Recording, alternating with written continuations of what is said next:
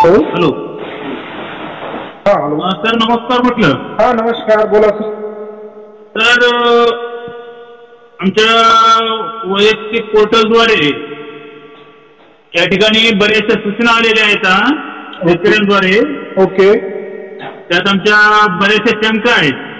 Okay. कृपया त्या शेतकऱ्यांच्या शंका ज्या आम्हाला आमच्यापर्यंत पोहोचलेल्या आहेत त्या आपण थोडंसं निरसन करावं असं आम्हाला वाटतं. Okay okay. काय समस्या आहे सर नेमकी तुमची? सद्यस्थितीमध्ये जी ई पीक पाहणी चाललेली आहे. ओके.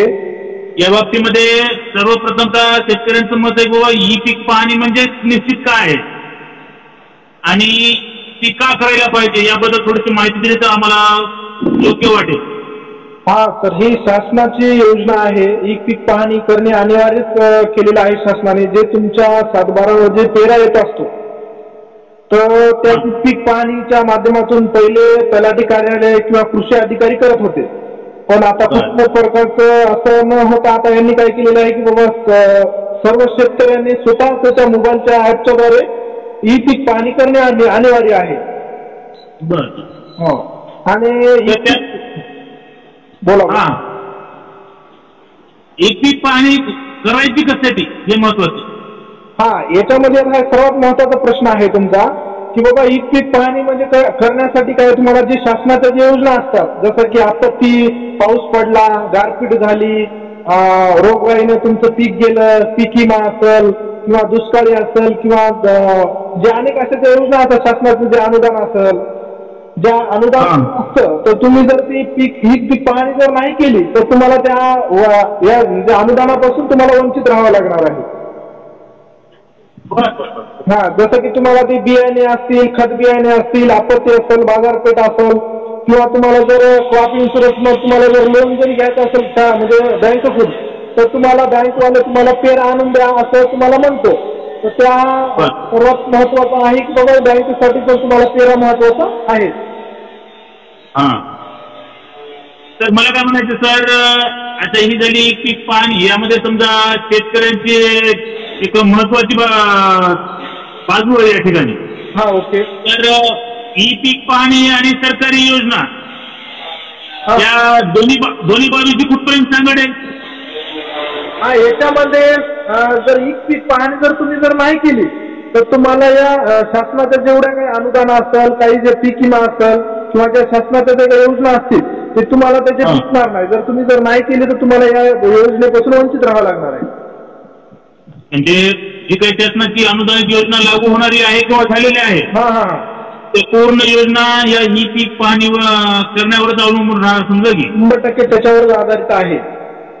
तर या ई पीक पाहण्याची थोडीशी पारदर्शकता सविस्तरपणे आम्हाला समजावून सांगता का? हो सर. सर्वात प्रथम आपल्या मोबाईलवर आपल्याला हे सर्व काही गोष्टी करायच्यात आहे. सर्वात प्रथम तुम्हाला ई पीक पाहणीसाठी तुम्हाला मोबाईल ॲपवर तुमच्या त्या मोबाईलमध्ये प्ले स्टोर नावाचं ॲप्लिकेशन असतं. त्यामध्ये तुम्हाला जायचं आहे. ई पीक पाहणी असं नाव टाकायचं. तुम्ही मराठी टाकले तरी जमतंय, इंग्लिशमध्ये टाकलं तरी जमतंय. ते ॲप तुम्हाला टाईप करून तुम्हाला टाकायचं, ते ओपन करायचं आहे. त्याच्यानंतर तुमचा मोबाईल नंबर त्याच्यामध्ये टाकायचा आहे. तुम्हाला OTP येईल, 4 अंकी OTP येईल. ते OTP टाकल्याच्या नंतर तुमचा ते ॲप ओपन होईल. हा, त्याला लॉग इन करायचं आहे तुम्हाला. त्याच्यानंतर तुमचं जे 7/12चा तुमचा गट नंबर असेल तो तुम्हाला गट नंबर टाकायचा आहे. तुम्हाला जे गट नंबर आहे तुमचं क्षेत्र टाकायचं आहे आणि योग्य ते तुम्हाला जे पीक आहे ते पीक तुम्हाला योग्य पद्धतीने भरायचं आहे. त्याचा फोटो काढायचा आहे आणि तिथं तुमचं लोकेशन तुम्हाला लोकेशन ऑन करायचं आहे. ऑन केल्याच्या नंतरच तुमचा फोटो अपलोड होणार आहे आणि तुम्हाला ती योग्य ती माहिती तुम्हाला भरायची आहे. आणि याची सर्वात लास्ट डेट आहे 15 सप्टेंबर याची लास्ट डेट आहे.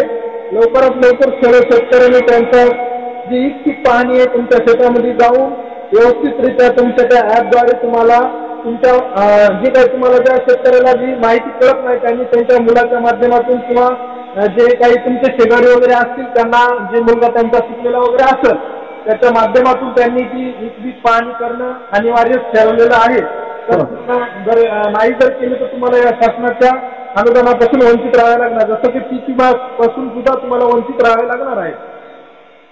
बरं. आता हे झालं तुमचं आपल्या प्ले स्टोअर वर जाऊन कोणत्या पद्धतीने आपण पाऊल उचलायचं याबद्दलची माहिती. ओके.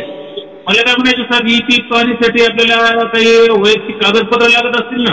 हा, तुम्हाला सर्वात प्रथम तुम्हाला गट नंबर माहीत पाहिजे, तुमचं क्षेत्र कोट आहे ते माहीत पाहिजे, जिथं तुमची जमीन आहे तिथं तुम्हाला जाऊन तुम्हाला तिथं लोकेशन तिथलं ट्रॅक होणार, तिथं त्याच्यानंतर तुम्हाला फोटो काढायचे.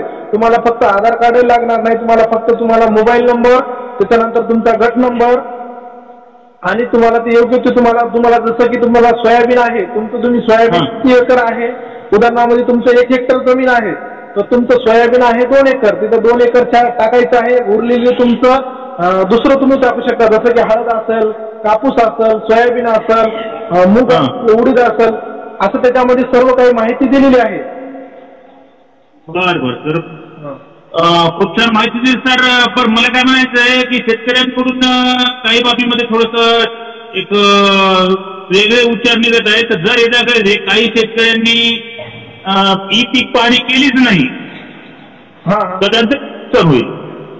हा, मग याच्यामध्ये त्यांचं नुकसान कसं आहे की बाबा आता शासनाचं जसं जर आपत्ती झाली, जर जास्त पाऊस झाला, जर तुमचं जर पिकाचं नुकसान झालं तर शासनाला तुमच्या जमिनीमध्ये काय आहे हे शासनाला कळणार नाही ना, की बाबा जर तुम्ही पीक पाणी जर केली तर तुमच्या सातबारावर त्यांचं पीक, उदाहरणामध्ये तुम्ही सोयाबीन टाकलं किंवा हळद टाकली किंवा कापूस टाकला तर ही शासनाला माहिती पोहोचणार, म्हणजे तुमच्या जमिनीमध्ये काय आहे. जर ही माहिती अपलोड नाही केली तर शासनाला काय करणार आहे की तुमच्या जमिनीमध्ये काय आहे आणि तुम्हाला अनुदान काय भेटणार. तुम्ही जर नाही केली तर तुमची पडीत जमीन आहे म्हणून तुम्हाला असं डिक्लेअर होणार आहे. म्हणजे कुठल्याही पद्धतीने तुम्ही पेरणी केलेली नाही असं शासनाला कळणार आहे.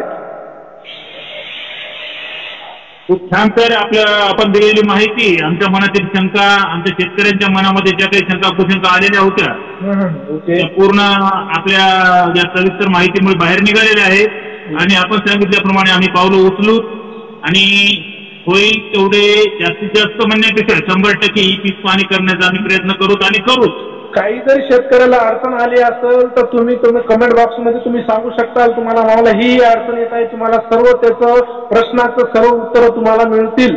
तुम्ही त्याची स्क्रीनशॉट मारून टाकू शकता किंवा प्रश्न विचारू शकता किंवा काय नेमकं सर्व्हरमध्ये काय डाऊन येत आहे का, सर्व्हरमध्ये काय प्रॉब्लेम आहे का किंवा अपलोड होत नाही का, याचे सर्व काही तुम्हाला या माहिती सर्व काही गोष्टी तुम्हाला या चॅनलच्या माध्यमातून सर्व काही गोष्टी शिवाजी क्लासेस ॲग्रिकल्चरचे संस्थापक मी बोलत आहे आणि सर्व काही गोष्टी तुम्हाला क्लिअर केल्या जातील.